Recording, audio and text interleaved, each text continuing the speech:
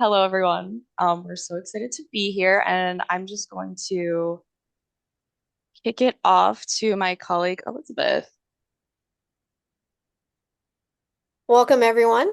My name is Elizabeth Price from Prepared to Teach, and today we are going to explore why high quality teacher residencies and registered teacher apprenticeship should be viewed as one integrated preparation model, how combining teacher residencies with a registered apprenticeship creates a higher quality, more accessible pathway into teaching, why a state-sponsored apprenticeship model can help states scale high-quality preparation, and how New Mexico stacked their registered apprenticeship model.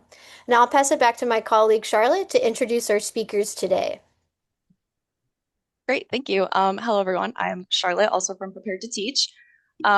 Just wanted to say quickly that we are recording this webinar, and we're going to send out a recording to all of you at the end, as well as with the presentation. So really excited to introduce our speakers for today. We're going to hear from Phoebe, our Director of System Transformation at Prepared to Teach. Then we're going to hear from Dr. Denise Beutel, the Manager of the Educator Pathways Bureau at the New Mexico Public Education Department. And then finally, we'll hear from Holly Hargrove, the Teacher Residency Specialist of PED's Educator Pathway Bureau. Throughout the webinar, please feel free to put questions in the chat because we're going to have a Q&A at the end. So our colleague Gretchen is going to be collecting those throughout the webinar. And during the Q&A, also please feel free to come off mute and share your questions. And with that, I will pass to Phoebe Walendziak. Thank you, Charlotte, and thank you everyone so much for joining us today. As Charlotte mentioned, I'm Phoebe Walendziak. I have spent the last 25 years in education. I've been a principal, a teacher, and I've worked at the New Mexico Public Education Department in the Pathways Bureau. And now I'm in my new role with Prepared to Teach, where I have the privilege of supporting states and strengthening educator preparation systems. So super excited to be here today. As a lifelong New Mexican, I am especially proud of the commitment that our state has made to professionalizing teaching and investing in high quality teacher preparation. We believe in New Mexico that every aspiring teacher should be able to access and afford high quality practice-based preparation because that's the best way to ensure that every student has an effective, well-prepared teacher from day one. At Prepared to Teach, we serve as a national intermediary, and we partner with states and educator preparation programs, school districts, workforce partners, and other stakeholders to kind of strengthen educator preparation programs. So today, I'm going to focus on the field's definition for high-quality clinical practice and the core components that define a teacher residency experience. And I'm also going to discuss why we believe that registered apprenticeship is best utilized when it's not actually looked at as a different preparation model, but rather as a workforce framework that can sustain and scale high-quality clinical practice. We see these two pieces as really working together to create cohesion, an earn-while-you-learn pathway that not only expands access to the profession, but also ensures that every candidate receives the same high-quality standard of preparation. Then I'm going to turn it over to our colleagues at the New Mexico Public Education Department, who are going to bring this vision to life by basically sharing how New Mexico's done exactly this. They've integrated their teacher residency program with their registered apprenticeship model into one coherent educator preparation pathway that is working to strengthen the educator workforce across the state. And you can go to the next slide. So as I mentioned, Prepared to Teach has had the deep privilege of working with many states across the nation. And what we've learned over the years is that all states are working with the best of intentions. Everyone knows that teacher quality is the #1 factor that's influencing student achievement. And most of us recognize the importance of quality preparation when it comes to teacher quality. But in a scramble to address the current workforce crisis and vacancies, many of us have found ourselves quickly trying to increase access just by creating more pathways. And often we begin with the wrong question. We're asking, should we build a residency? Should we build an apprenticeship? How do we create a grow your own program? And these aren't bad questions, but at Prepared to Teach, we think there's a better one. You can go to the next slide. So what if states started with this question instead? What should every future teacher experience before becoming a teacher of record? And how do we provide equitable access to those preparation experiences? Once we answer that question, then every pathway should converge around that shared vision. The on-ramps may look different, but we believe the destination shouldn't. You can go to the next slide, Charlotte. So regardless of whether someone enters through a Grow Your Own pathway, a traditional undergraduate program, an emergency cert, a post-bac alt pathway, an apprenticeship, or a residency, we believe all candidates deserve the same opportunity. Preparation shouldn't depend on where someone starts. We think every candidate should have opportunities to practice competencies before teaching. We think every candidate deserves coaching and mentorship and feedback as they practice. Every candidate deserves time to refine practice before being fully responsible for students. That's what quality preparation means. You can go to the next slide. So before we talk about registered apprenticeship, it's important to start with how we define quality teacher preparation. And the field has actually spent decades building the evidence base around teacher residency. Across the country, residency has emerged as one of the strongest preparation models because it intentionally integrates coursework, clinical practice, mentoring, and district partnerships into one coherent practice-based learning experience. And according to the national definition, teacher residencies are preparation pathways that are anchored in strong partnerships between educator preparation programs and local education agencies. And together, these partners are designing a pre-service curriculum that serves two equally important goals. First, it assures that aspiring teachers have affordable, high-quality practice-based preparation when they learn to teach. And second, it's meeting the instructional and workforce needs of local schools and districts. The research is consistently pointing to 4 essential components that define high-quality teacher residency or high-quality clinical practice: a strong LEA and EPP partnership, a coherent and aligned pre-service curriculum, purposely designed practice-based experiences that develop competencies in real classrooms, and skilled mentor teachers who support candidate development. So these aren't just program features. These are the elements that research tells us produce stronger beginning teachers. You can go to the next slide. So at Prepared to Teach, we believe that the field has answered the question of what defines quality. And the answer is teacher residency. You can go to the next slide. So with this definition of quality in mind, registered apprenticeship presents an outstanding opportunity. It's an opportunity that we think can be far more impactful than just building another preparation model. We see registered apprenticeship as best utilized as a vehicle for building a connected educator workforce strategy. It's a strategy that aligns educator preparation, employment, and workforce development around a shared goal that prepares and retains excellent teachers. So registered apprenticeship strengthens teacher residency by connecting systems that have actually traditionally operated separately.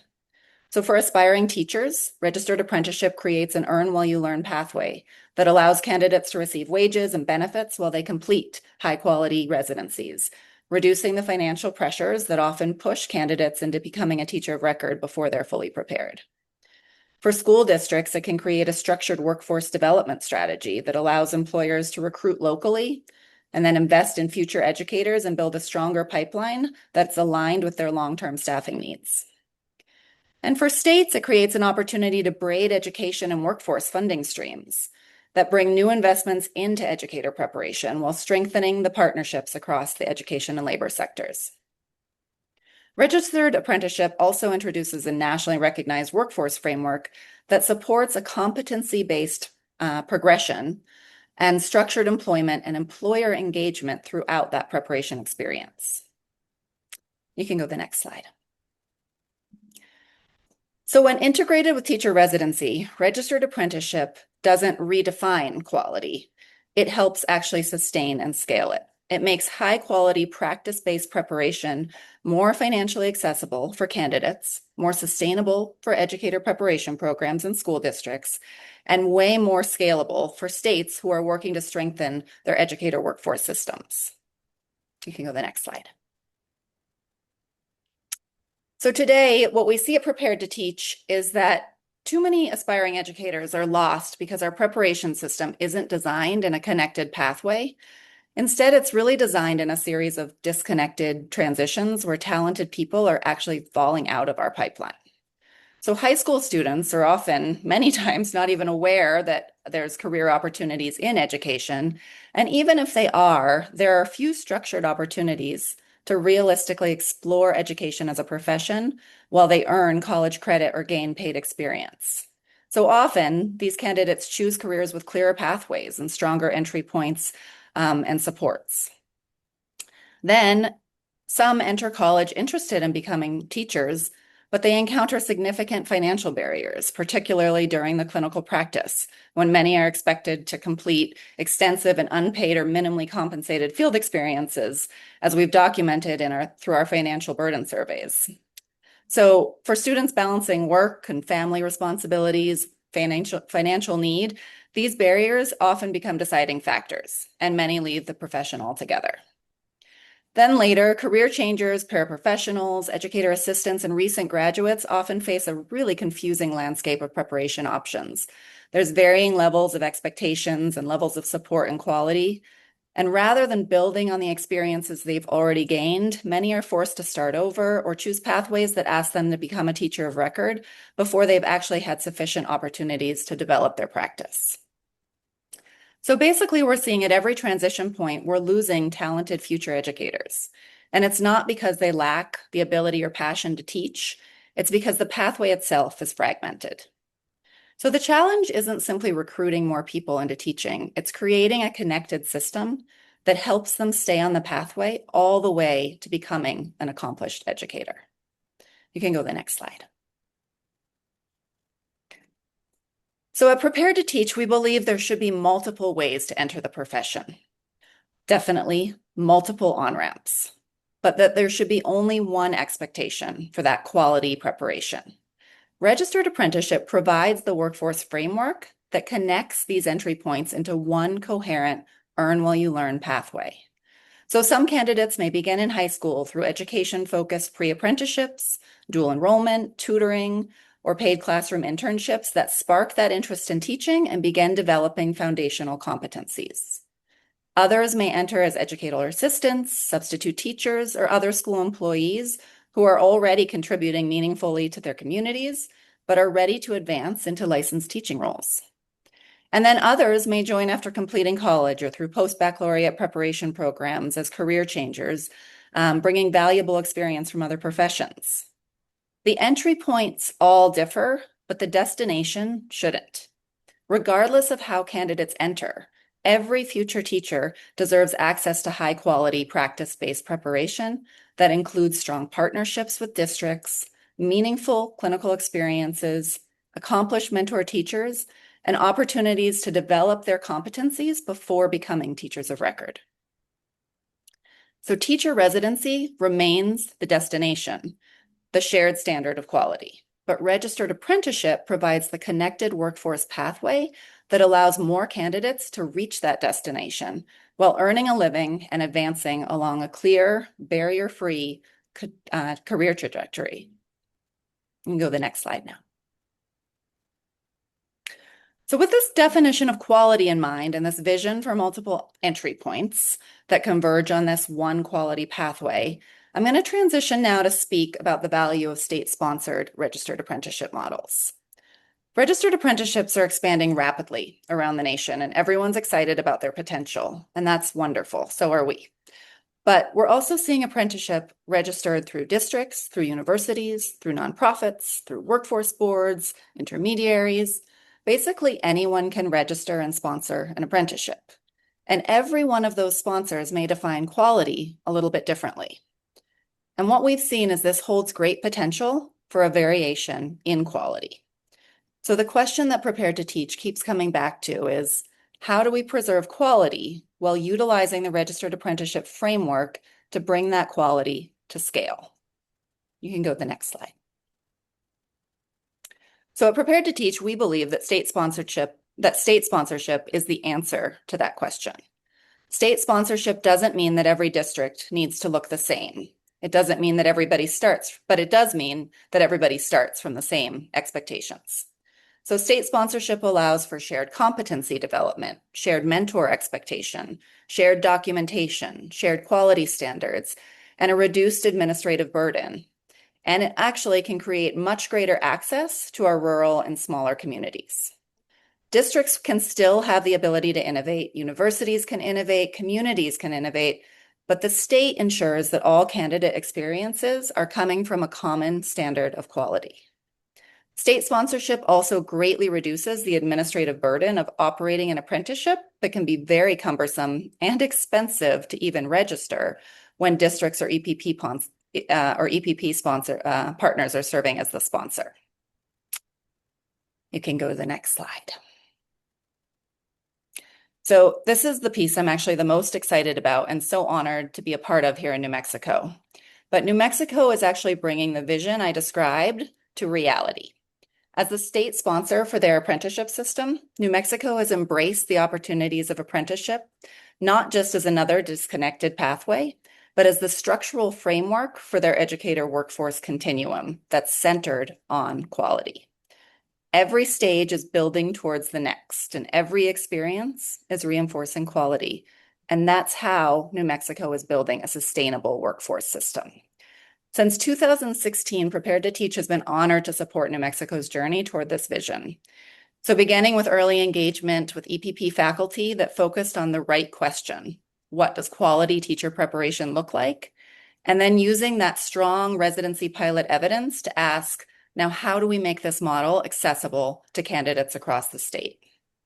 New Mexico's journey always centered on a vision for quality practice-based preparation. And that vision has been the guiding force supporting policy, state investment, and overall system cohesion as they move forward. So with that said, I am truly honored today to reintroduce Dr. Denise Beutel and Holly Hargrove from the New Mexico Public Education Department, who are going to tell you more about the realities of this vision as it's evolving here in New Mexico. Denise, Holly? Thanks so much, and really honored to be able to be here and talk about the exciting things that we have going on in New Mexico. I think it's important for us to start with a caveat of we've got some great things going on, but we haven't figured it all out. This is an ever evolving journey, and we are continuously learning and revising so that we're making continuous improvements to make sure that we are really ensuring that our classrooms and those our future educators are as prepared as they possibly can to serve our New Mexico students. As Phoebe mentioned, I'm Denise Beutel, and I serve as the manager of the Educator Pathways Bureau. I've been here almost a year. I'm a career-long educator who has had the opportunity to serve in large urban school districts, as well as at EPP, at educator preparation programs, majority of which have been in Texas before moving here to New Mexico. Holly, do you want to introduce yourself real quickly? Sure. Good afternoon, everybody. I am also with the New Mexico Public Education Department in the Educator Pathways Bureau. Today's actually my 1 year official anniversary of being here. So prior to that, I was a teacher, a classroom teacher, middle school, and an administrator, principal for about 12 years, and then faculty at a university before coming here. And I worked in a residency program at the university. So I feel like I also went through some residency programs in my own educational pathway towards licensure and beyond. So very excited also to be part of this work. I'm very passionate about it, and I'm very proud of what New Mexico has accomplished so far and where we're going. Think it's important that we set a little bit of context in the fact that I know that there are teacher shortages across this country, but in New Mexico, our vacancy rate is higher than the national average, and we are a very rural state. Sometimes, and we have many small and micro districts, districts that have less than 1,000 students, sometimes less than 500 students, sometimes as few as 79. students in the district, and they're spread out in rural places across the state. So having multiple opportunities to be able to build a teaching workforce that can come from the community, can be localized to meet the local needs of each of our communities is important to our work, and making sure that we're able to expand the learning opportunities to be able to meet not only our larger, more urban districts, but also our rural and tribal LEAs as well. So I think it's important to go back to exactly what Phoebe had mentioned. Next slide, please. Okay. No, we're here. No, sorry. Oh, You're good. That New Mexico's work really started with the question of what should every teacher experience before becoming a teacher of record or fully responsible for that classroom.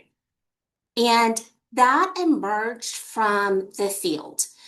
I saw that we have Marjorie here from UNM, University of New Mexico, which is our flagship university, and they were integral partners in starting this work, along with Albuquerque's Teacher Federation and the Albuquerque Public Schools, because we were really able to begin to pilot this work and think about what this would look like.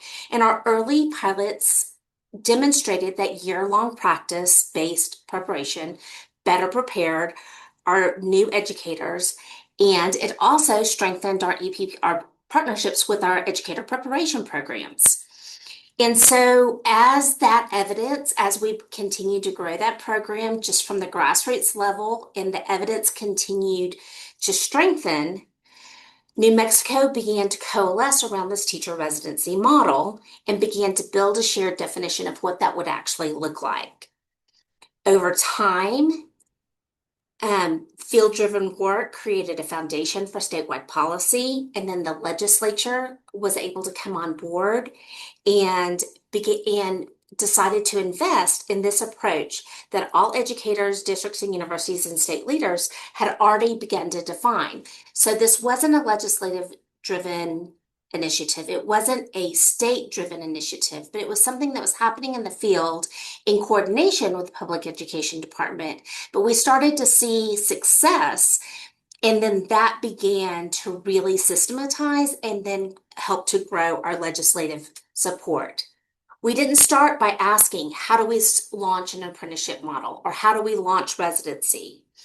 We didn't start by, how do we fund this program, but rather, how can this become a strategy to improve the education system within New Mexico? And it's an integral part of kind of our three-legged stool, that having highly qualified educators entering the classroom will help raise New Mexico's education standards across the state.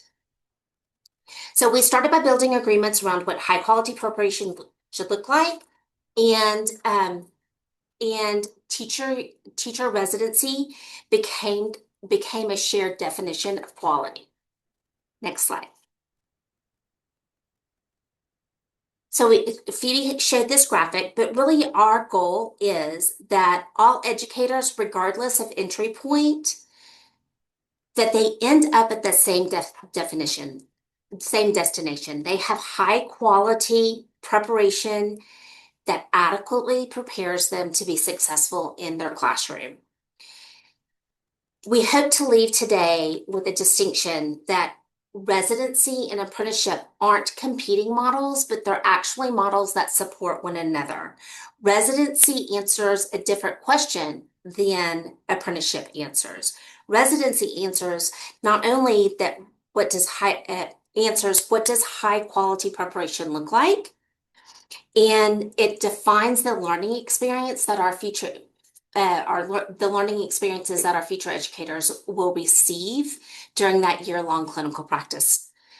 Apprenticeship helps us to answer, how do we make that preparation accessible, scalable, and sustainable? So it helps to layer in a workforce framework that allows more candidates to participate in high quality preparation because it allows them to earn a living and create structures where districts can intentionally recruit aspiring teachers, grow their own teachers into licensure areas that fit their needs.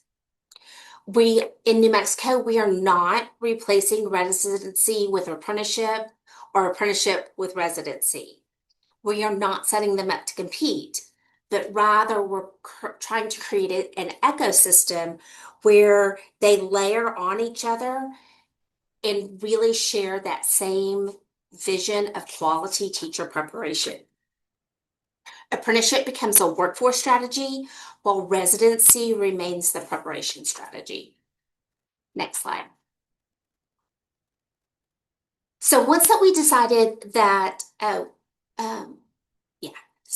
once that we decided that apprenticeship offers a strategy for expanding access to high quality preparation, then we had to decide how should apprenticeships be structured and how are we going to scale this? And we could have taken the opportunity to rely on individual districts or individual EPPs to manage their own apprenticeship model. But one of the biggest lessons that we learned when scaling residency is that when you scale the program, quality doesn't automatically scale with that.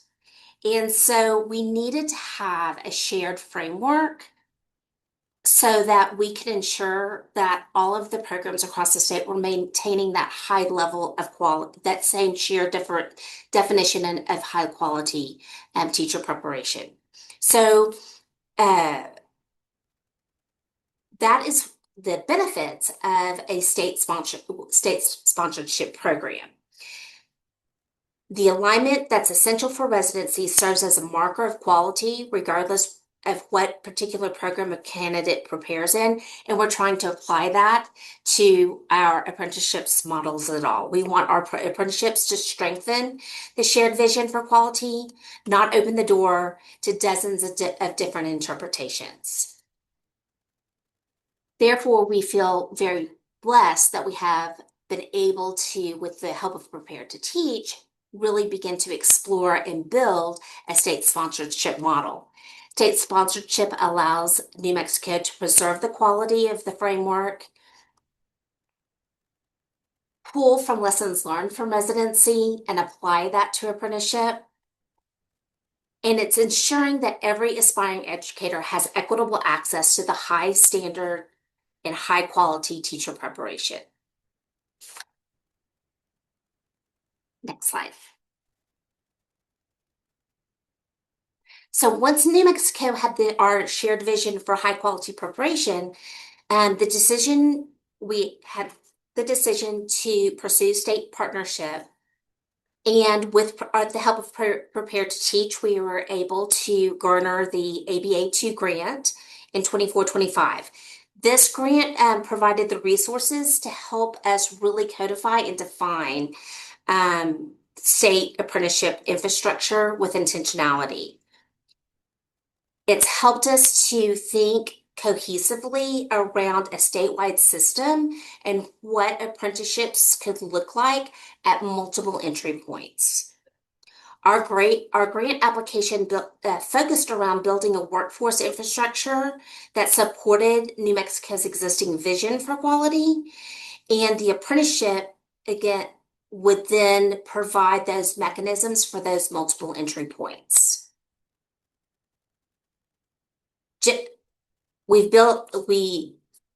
All of our different on-ramps, it's important that we want to keep that standard of high quality and intentionality to reinforce, not replace, the teacher residency program. Regardless of entry point, every apprentice still works towards the same high quality practice-based preparation model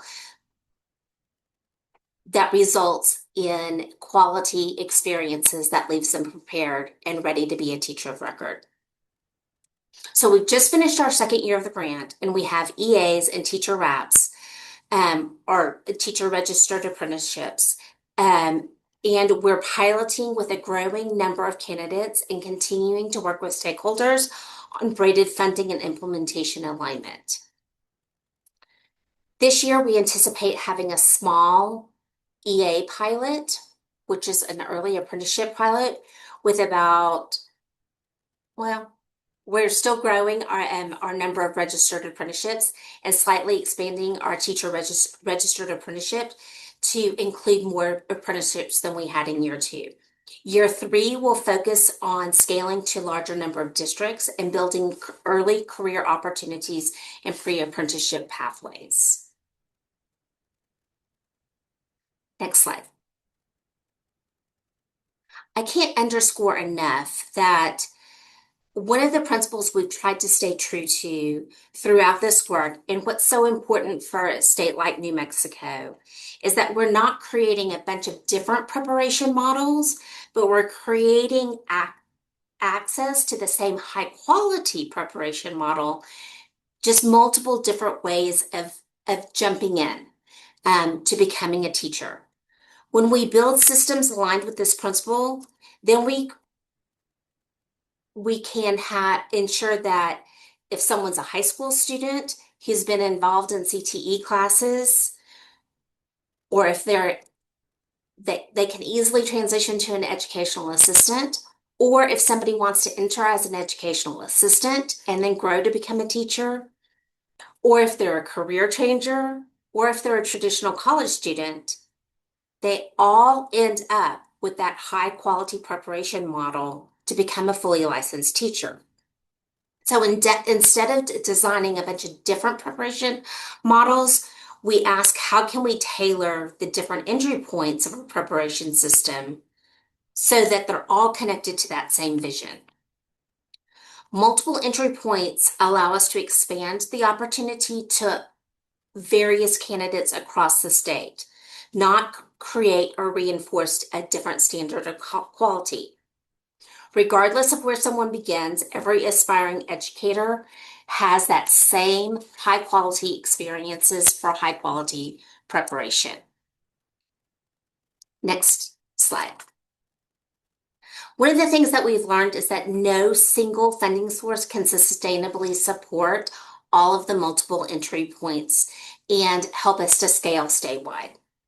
So instead, we've been intentional about braiding successful programs and upgrading those investments that already exist so that different stakeholders are investing at different parts along that pathway. Our legislature, we're very fortunate, has made some significant investments in quality and accessible teacher preparation. We have the Educator Fellows, which is a grow your own program that the legislature has, and it's been highly successful, that the legislature has invested heavily in. They've also invested heavily in our teacher residency, including funding for resident stipends, mentor teacher principal stipends, and EPP level residency directors. Those are important and have really helped to contribute to the success of our program. But when someone becomes a registered apprentice, they also become an employee of a district. So this means that districts also have a really important role to play. Districts contribute the local resources to provide the apprentices with competitive wages and benefits that are above a residency stipend. They also provide the day-to-day support that comes with being an employee while they learn alongside an accomplished mentor. That district investment is so important to the success of an apprenticeship model, and it's simply more than just an add-on cost. It's an investment in developing that district's workforce. And when we work with our districts, we really talk about this is an opportunity for you to invest in your future workforce, invest in that pipeline to filling those vacancies that you know that will be happening in the next 2 to 3 years. Registered apprenticeship also creates opportunities to partner more intentionally with our state's workforce system. So while we're able to tap in to some funding streams like WIOA, they can be cumbersome, and we're still navigating to figure out the best way to consistently tap into those funding streams. Being a partner with our workforce system only helps to strengthen the overall teacher workforce across the state. It's important to underscore that this would not be successful if we had a single funding source, because no single funding source can carry the entire model. Each partner has an important role to play. Our legislature obviously has generously funded our projects. Our districts are incredible partners as well, and it's in our partnerships with the workforce boards are also equally as important. We need that entire ecosystem to support growing our future educators across the state. Next slide. So as we continue with this work, our thinking is really moved from, instead of apprenticeships are one thing, educator fellows is one thing, really thinking about the ecosystem as a whole and how do all of our educator workforce investments work together to strengthen the profession over time and to strengthen our educational system cohesively over time. Registered apprenticeship is an important part of that vision, but it's only one piece. We want all of our aspiring educators to see that there's multiple entry points into teaching and that they can receive high quality preparation, receive strong induction and mentoring, continue to develop as practitioners once they're in the field, and have opportunities to grow into teacher leadership roles without leaving the classroom. We're trying to build a connected educator workforce system, not a collection of separate programs. That's why our alignment matters so much. Every initiative can't solve every problem, but they should reinforce the others so that they work together rather than working independently. One of the biggest lessons New Mexico has learned is that no single education initiative solves our teacher shortages. Teacher residency matters, registered apprenticeship matters, but neither can exist in isolation. They're part of much larger ecosystem and workforce system that works together. As we continue on this work, our thinking has evolved from building individual programs to building connected systems, from preparation to licensure, professional learning, career advancement, compensation, and retention. No longer are these separate conversations that are held in separate parts of the building or separate departments or separate conversations across the state. They're all connected. We also recognize that teacher preparation doesn't end when someone becomes that teacher of record. So our great educators continue learning throughout their career. So we're working to really think about in teacher induction, mentorship, opportunities to collaborate, and then how to grow into teacher leadership opportunities. We need meaningful career pathways that allow our teachers to continue growing while remaining connected to students. Ultimately, our goal isn't simply to recruit more teachers, but it's to build a profession where talented people who want to enter teaching have access to outstanding preparation, become skilled educators that continue to develop throughout their career, and remain in the profession because they feel satisfied, they feel competent, and they have opportunities to grow. Next slide. Great. Brings us Thank to you, our Phoebe. Q&A. Yeah, thank you, Phoebe, Denise, and Holly. Now we will have a Q&A with our speakers. We'll grab questions from the chat, and if you would like to come off mute to ask your questions out loud, you are welcome to do so. I'll kick us off with a question for Phoebe from the chat. Al at Chico State asked, what is the source of funding for the 35K stipends for residents? Phoebe, can you start over and unmute real quick? Thank Yes. you. Glad you had that prompt in your chat. Don't forget to unmute. But that is a great question. I think Denise alluded to this, but we are extremely fortunate in New Mexico to have state appropriated funds and legislative support for the teacher residency program that pays the what has recently increased to 750,000 for undergrad and 44,000 for post-bac candidates as a base stipend for residency experiences in New Mexico. But like Denise explained, that support really came out of a starting point that was really field driven. As she mentioned, those early pilots at UNM with APS and the Albuquerque Teachers Federation really began with the right question in mind, which what is quality preparation? Those pilots answered that question, provided evidence, and that was the starting point that brought the state and the legislative funding into the picture to make sure that that was the question we remain centered on as we build out the system in New Mexico.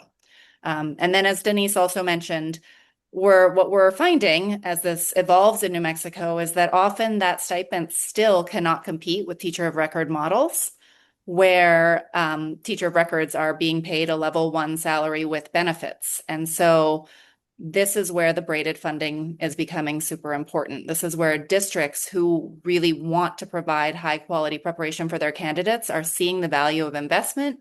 They're braiding in funding to provide an increase in that stipend and benefits in that residency year.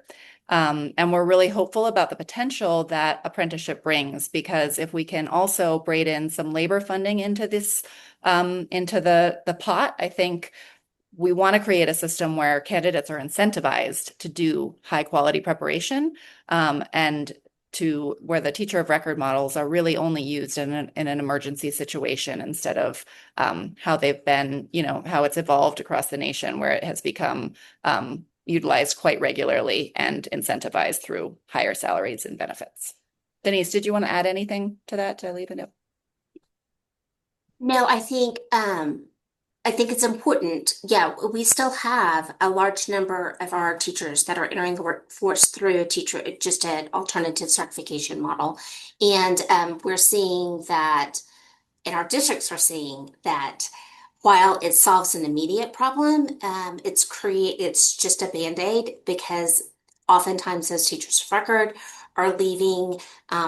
They're not adequately prepared. And it takes many years for those teachers that end up staying, although more than 50% leave the classroom after their first year. We're seeing that it takes many years for them to get up to the level of those that have participated in either our apprenticeship or residency model. And so we keep continuously talking about the investment. And although it may be hard at first, it is an investment in quality. And those financial incentives really help to the candidates to see that this is going to be a better long-term strategy. Thank you. Phoebe, next question. What risks do states face if they build apprenticeship systems without a strong preparation model at the center? Yeah, so what we've seen basically is that, like I mentioned earlier, I think that there's a real risk in that apprenticeships have a great variance in quality. There's some standards that labor brings in to make sure that there are quality pieces behind it, but implementation, as we've seen with residency, when you bring it to scale, those quality standards can really vary. So I think the biggest risk is that apprenticeship could just become another hiring strategy instead of a preparation strategy. So like the quality begins to vary, the clinical practice expectations become inconsistent. So when you begin with a preparation standard, apprenticeship really should strengthen that quality preparation standard, not replace it. And I think when it is state sponsored, that also really helps that vision, that quality become consistent. Awesome. Thank you, Phoebe. And I see we have a question from Blake in the chat. So, Blake is saying in many settings, goal 3, which I believe is referring to the graduate degree pathways outlined in the ABA grant slides, and alt route can be red flags for people. Can you talk about ensuring quality in those pathways? This could be for anyone. Holly, do you want to take that? No. Just kidding. Yes, we are constantly having conversations about quality across all pathways. And we hate to paint with a broad brush. There are some terrific teachers working in every state that have gone through an alternative program. Those programs can vary even within a state in terms of quality. So we don't want to condemn all of those folks, but overall, we know from national data, and we expect our own data to bear this out as well, that candidates going through those pathways typically don't stay as long, mostly because they don't feel prepared. They didn't get that rich, robust clinical practice that we know is really critical for new teachers and for teachers to stay put. So the alternative pathway isn't directly kind of under our, really isn't on our plate in our bureau, but at the same time, we see that residency and now how we're working with apprenticeships is providing an alternative to the alternative, so to speak. We are trying to incentivize people to go through a residency model, a year-long clinical practice with a mentor that's in the classroom with them daily, providing that modeling, talking them through the whats and the whys of best practices. And so the stipends are helping us, the braided funding through apprenticeship, especially, like Phoebe mentioned before, is providing an option for people who are choosing the alternative route because of the financial piece, which is for most people the situation. I mean, if you ask people, would you rather have a year-long preparation with a high-quality mentor, or would you rather just get keys and be brought into a classroom cold turkey? Most people are going to say, I would love to have a high-quality preparation experience before I'm in charge of a classroom full of students. But it's that financial piece that tends to drive people into that emergency cert or alternative pathway.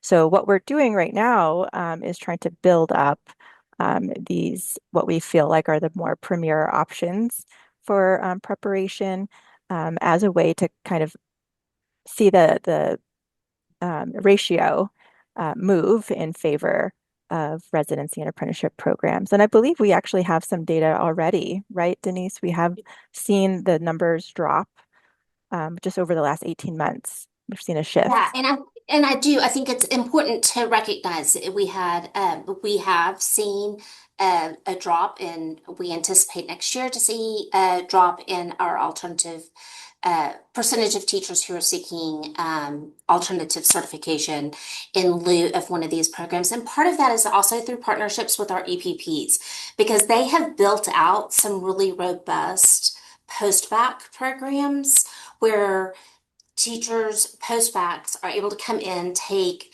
classes, and then participate in that residency, year-long residency model and receive that residency stipend that is very competitive. So it's again that counseling of that resident and working with our districts to see of that post-bac candidate to say, well, this is an option and you would get paid $44,000 and you would have a richer program and be much more prepared in helping our districts to understand that this is a really viable opportunity. And that's one of the reasons that we're starting to see that decrease in that percentage. And I also throw in, sorry. Oh, yeah. I was just going to say that one of the things that New Mexico has done from the jump is hold communities of practice.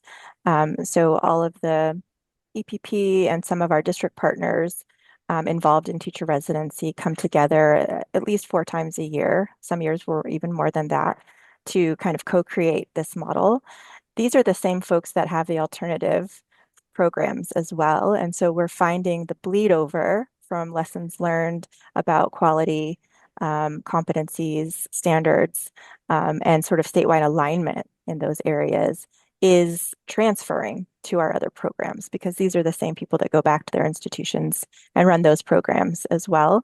So while we don't have a direct community of practice for our alternative programs, it's the same stakeholders involved. And we find that the conversations are enriching those programs kind of by default. And so I think that's another really important ingredient to New Mexico's success is that, you know, a rising tide lifts all boats. And because we've put so much investment, time and energy into our residency model, that is having a positive impact on all the other pathways as well. I was just going to add one little thing to that, which everything you guys explained it is exactly right and what we've seen in New Mexico. And just wanted to clarify that in New Mexico, there are alternative post-bac teacher of record candidates, but there are also alternative post-bac teacher residents. So we have residents who are in an alternative program, who the district hires and recognizes that they're making a strategic workforce investment by hiring this resident, committing 1 extra year, it's just 1, until they get that fully prepared teacher of record. And so they're utilizing different staffing strategies, sometimes like leftover funding from a long-term sub-hire to actually incentivize that resident, give them a little bit more and hire them for that 1 year because they recognize that if they do that strategically and they make that investment so that the alternative prep program is a residency instead of a teacher of record model, that they're going to get a much higher quality hire in 1 year and that higher quality hire is going to stay, which then basically is their return on investment. So that's where we're at in New Mexico is like, how do we help all of our districts see the return on investment that investment can actually lead to?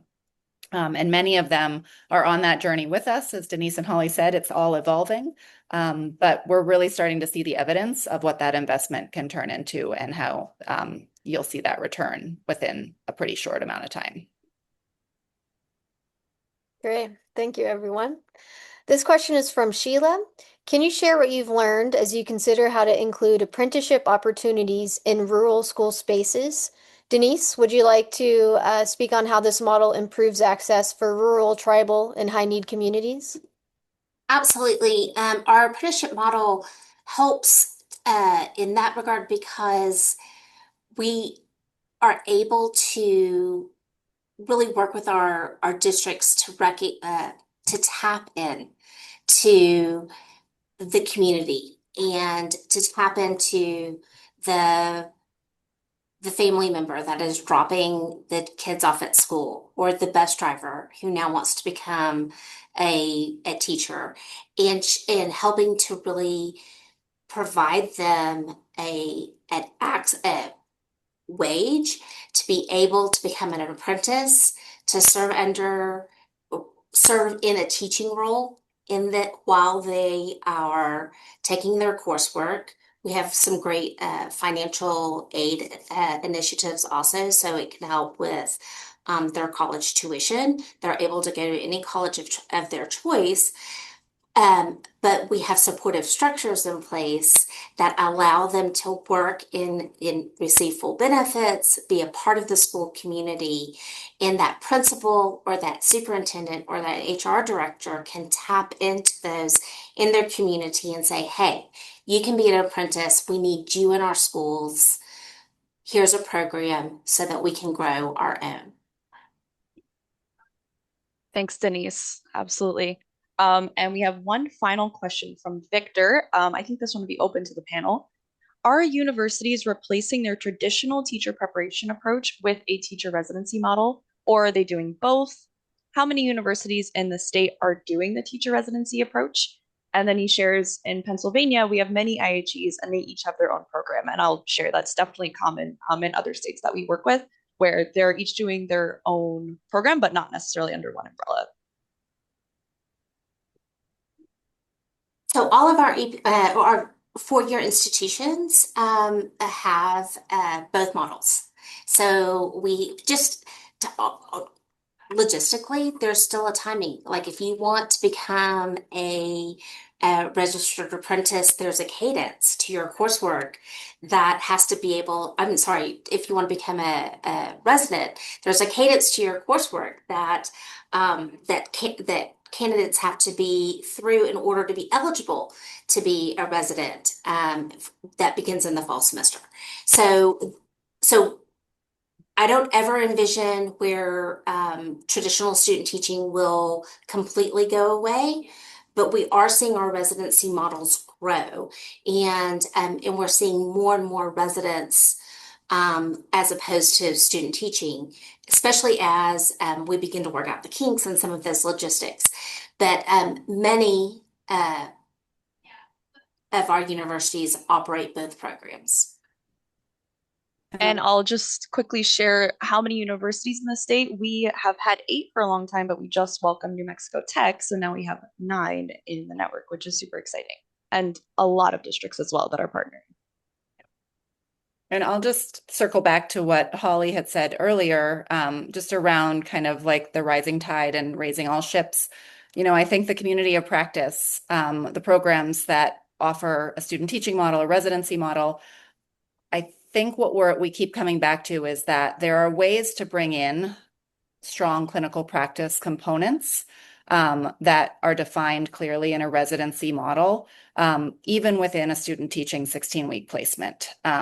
There's been lots of conversations around the value of co-teaching and how much more involved a teacher residency is in practicing competencies than in what traditional student teaching looked like. So many student teachers are now beginning to do more co-teaching to practice specific competencies. There's conversations that are coming up on our next agenda around what does strong clinical practice look like and how do we define common competencies across the board for clinical practice, regardless of what the length or intensity of that experience may be. So it's really exciting to see how the communities of practice have brought about just a really great conversation and continuous improvement efforts across all experiences and all preparation. And it might be worth mentioning that the same legislation that funds the stipends for student teacher or for residents also provides funding for stipends for our student teachers. So our student teachers are also paid during their clinical practice semester, although it's quite a bit less. And the amount is not prescribed in the legislation. So it's kind of what's left over when we've funded all of the stipends for residents.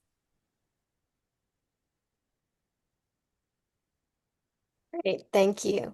We're at our time now. Thank you to our speakers. We're going to pass it back to Phoebe to share a few thoughts before we close out for the day. We'll also hang on the line for a few minutes afterward in case anyone would like to share any other questions or thoughts. All right. Well, I just want to thank everyone so much for your time and attention today and for the excellent discussion that resulted from the chat and the questions.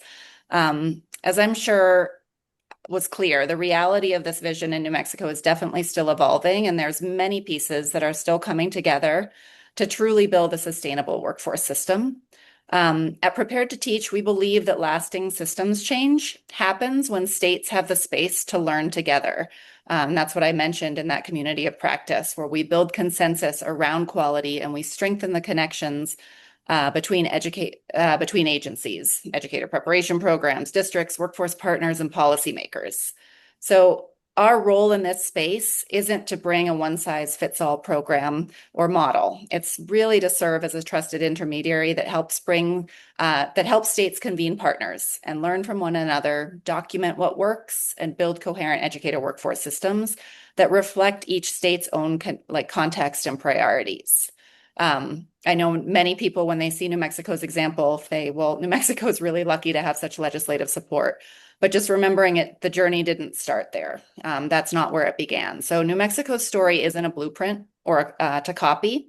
It's simply an example of what's possible when states commit to a shared vision and when they invest in long-term partnerships and continuous learning and improvements. I think every state takes a different path. States have different policy environments, different funding structures, different workforce partners, and different starting points.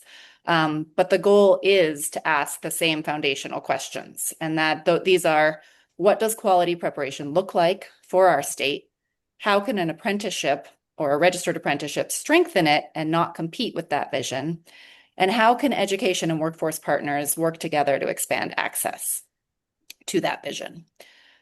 So we hope today's conversation has provided ideas and sparked questions, and really encourage you all to think not just about apprenticeship, but about how all of your educator workforce investments can work together in one connected system. And if you're interested in learning more about Prepared to Teach's theory of change, the link and QR code are listed here. We're also super excited to support this work further and today's discussion further with today's release of our apprenticeship toolkit, which includes free resources that are really designed to support cohesive educator workforce systems that center around quality. And I think that link was just put in the chat. All of these will be emailed out after the webinar as well. So I'm going to hand it back to Elle and give a few more details and close us out for today. Thank you everyone for joining us today. So like Phoebe just said, we just released part 1 of our teacher apprenticeship toolkit on our website. You can click that link, scan that QR code, or wait for our follow-up email. The resources go deeper into the concepts we discussed today, so please click in and learn more about an integrated preparation model. Also, for those of you willing, stay a couple minutes after we close out. We got a couple good questions still in the chat to discuss, so if you can hang on, we'd love to keep you. Please connect with us if you'd like to discuss how these ideas could be realized in your context. Charlotte? Yeah, so thanks everyone again. This deck and a recording and the links to all of our amazing resources will be sent out in that email. And there is going to be a part 2 to this toolkit, so definitely make sure you're signed up for our newsletter to get alerted. Those next round of resources will be a little bit more on the nuts and bolts and some tools to help you engage deeper in your context. And yeah, so I guess we're sticking around and we're going to address those extra questions. I'll leave this up for a second and then I'll stop sharing screen.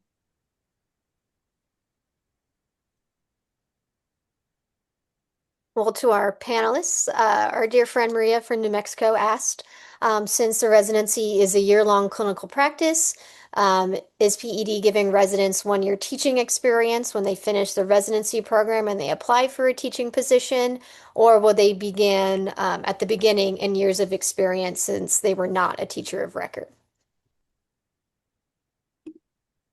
That's a good question, Maria. Denise, I can start and then maybe hop in. But I think we've seen that vary as it is it sometimes falls as a district hiring decision.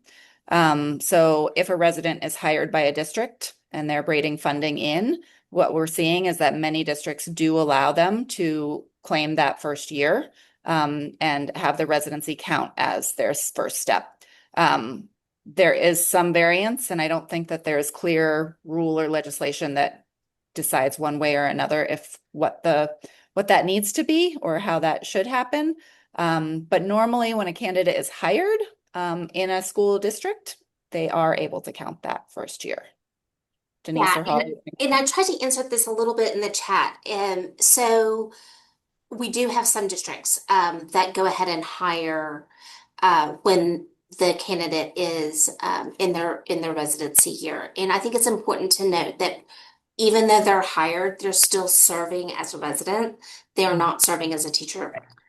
And so, so it may be for, a reduced salary, or it may be just be adding on those benefits or something, so it varies by district. And we have a handful of districts who have made that decision.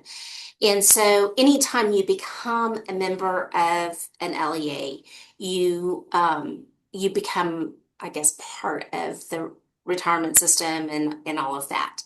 And so it's one of actually the pros of the apprenticeship model is that because when the apprentices are actually hired by the LEA and are serving as a registered apprentice while also working for the district, they are getting that year of and it may be at an EA or level, but nonetheless they are getting that year that counts towards retirement and benefits.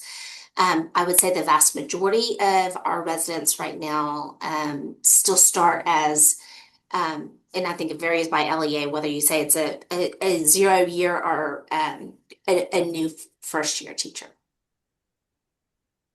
Thank you. I want to spotlight a question we had in the chat asking about the retention rates of this model versus other pathways. Holly shared we're still gathering that long-term data in New Mexico. It's a new initiative, so we're still gathering that data. But Lucy shared that we do have data of higher retention rates in other contexts. Lucy, would you like to add anything to that? No, just that there have been studies in some other areas, a large study in Boston and some other places to show that teacher residents tend to have higher retention rates, but it varies a lot on implementation. Yeah. Thanks everyone so much for the presentation. Yeah, thanks for coming. If anyone else has any other questions, Victor, I think I just saw you raise your hand. Yeah. I'm curious, you mentioned all these different pieces, the high school piece, the early college piece, which are things we're thinking about in different ways in Pennsylvania. Do you have materials kind of describing all these programs that we could look at? In the toolkit, I think that is coming out. There may be some more details, especially in the New Mexico page that describes some of like the early college piece and the programs that are attached. I think, every state context varies significantly. So CTE dual credit programs. We have a program in New Mexico called near peer tutoring. And we're still definitely like New Mexico and Prepared to Teach, we're still sorting out exactly the frameworks and the programs that are best connected within the apprenticeship model to support that cohesive vision. But in the toolkit, there should be some resources for some of those programs.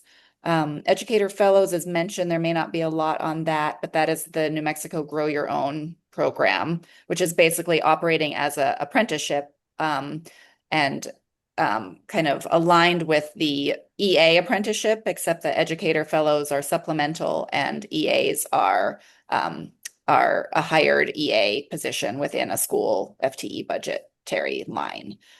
So kind of they can work collaboratively together in that way. And Charlotte and Gretchen just dropped in the chat one of our resources from the toolkit, Victor, that addresses some of that. Great.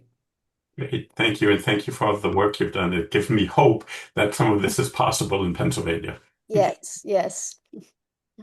Definitely hope, and definitely feel free to reach out if more resources or questions come up. I know we're all very excited about, this vision around how it is possible for all candidates to have a high quality preparation and want to support the work in helping states make that a reality. Great, thanks. Awesome. Well, that might be a wrap. All right. Thank you all so much. Yeah. Thank you so much for coming.